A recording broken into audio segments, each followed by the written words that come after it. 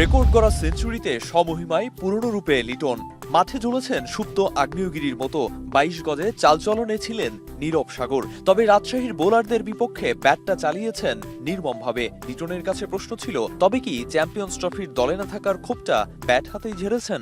Champions ট্রফির বিষয়টা যদি বলেন, এটা আমার হাতে নেই। এটা সিলেক্টরদের সম্পূর্ণ কল। শুধু নট অনলি মি, যে কারে খেলাবেন এটা সম্পূর্ণ তাদের একটা কল। সো আমার কাজ হচ্ছে এখানে পারফর্ম করা, যেটা করতে পারতেছিলাম না এতদিন। আমি ওটার জন্য হয়তো আপসেট ছিলাম, কীভাবে ওখান থেকে ডেলিভার করা যায় পারফরমেন্স। লিটনের ব্যাট হাসলে হাসে বাংলাদেশ।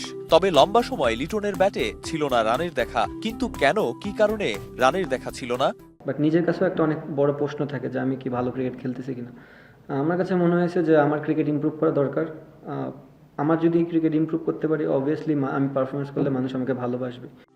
হঠাৎ করে ফর্ম ফিরে পাননি লিটন। সমালোচনার আড়ালে নিজের দুর্বলতা খুঁজে বের করতে কাজ করে গেছেন, করেছেন কঠোর পরিশ্রম। আর সেখানে পরিবারের মানসিক সমর্থনের পাশাপাশি লিটনকে অনুশীলনে টেকনিক্যালি হেল্প করেছেন দীর্ঘদিন এলকেডির সাথে কাজ করা টিম বয় শাহিন।